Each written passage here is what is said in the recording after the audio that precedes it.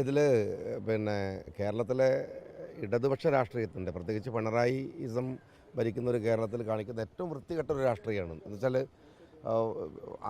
ഇതൊരു ഫേക്കായിട്ടുള്ള അല്ലെങ്കിൽ തെറ്റായ ഒരു വാർത്തയാണ് ഈ കൊടുക്കുന്നതെങ്കിൽ, തീരെ സംഭവിക്കാത്തൊരു വാർത്തയാണ് കൊടുക്കുന്നതെങ്കിൽ ആ വാർത്തയുടെ പേരിൽ അങ്ങനെ അത് എൻ്റർടൈൻ ചെയ്യേണ്ട ഒരു കാര്യമല്ല.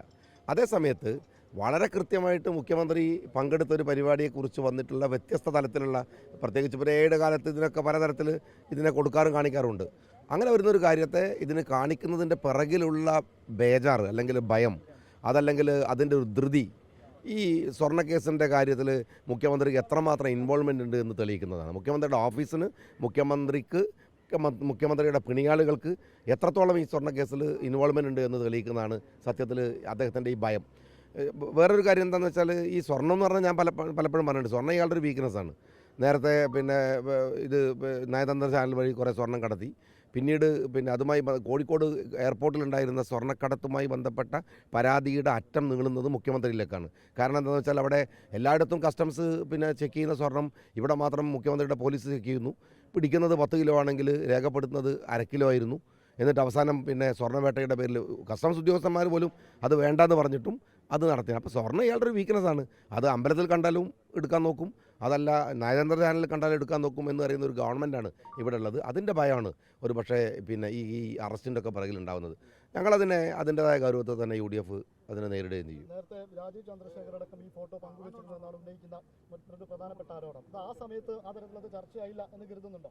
അല്ല, ഞാൻ പറയുന്നത് ഈ ഇൻസിഡൻ്റ് എന്താണ്, അത് നടന്നിട്ടില്ലെങ്കിൽ ഒരു ഫേക്ക് സാധനമാണെങ്കിൽ അതൊരു കേസാണ്.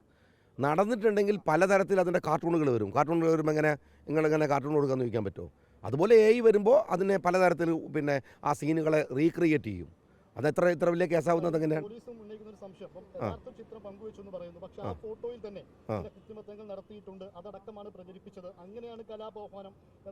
അങ്ങനെയാണെങ്കിൽ ഇന്നത്തെ എല്ലാ പത്രങ്ങൾക്കെതിരെയും കേസ് വേണ്ടിയിരുന്നു. ഒറിജിനൽ ഫോട്ടോസ് എല്ലാ പത്രങ്ങളും ചാനലുകളും ഇടുന്നുണ്ട്. എൻ്റെ ചോദ്യം അതല്ല, ഒറിജിനലായി ഈ സംഭവം നടന്നിട്ടുണ്ടോ? ആ നടത്തുന്നതിൽ മുഖ്യമന്ത്രി ആ സീനിൽ ഉണ്ടായിരുന്നോ? പോറ്റി ആ സീനിൽ ഉണ്ടായിരുന്നെങ്കിൽ അതിൻ്റെ പലതരം വെർഷനുകൾ വരും, കാർട്ടൂണുകൾ വരും, അതിൻ്റെ AI ചിത്രങ്ങൾ വരും, അതിൻ്റെ വീഡിയോസ് വരും. അതൊരു സ്വാഭാവികമായ പ്രക്രിയയാണ്. ഈ സിസ്റ്റമൊക്കെ ഇവിടെ ഉള്ള സ്ഥിതിക്ക് അതൊക്കെ വരും. അതേ സമയത്ത് അങ്ങനെ ഇൻസിഡൻറ്റേ നടന്നിട്ടില്ല. മുഖ്യമന്ത്രിയെ കൊണ്ടുവന്നിട്ട് പോറ്റിയുടെ അടുത്ത് ഫിറ്റ് ചെയ്യുന്നതാണെങ്കിൽ അത് ഉറപ്പാണ് ഒരു കേസിന് സ്കോപ്പുണ്ട്. അല്ല തരത്തോളം ഈ കേസിൻ്റെ സ്കോപ്പുള്ളത്. അല്ല, UDF അതിനകത്ത് പോകുന്നുണ്ടല്ലോ, അതപ്പം പറയാൻ ഞാൻ ആളൊന്നുമല്ല. അത് UDFൻ്റെതായ പോകും. അത് ഞങ്ങൾ എങ്ങനെയാണ് കൊണ്ടുപോകുന്നത് വളരെ സീരിയസ് ആയിട്ട് തന്നെയാണ്.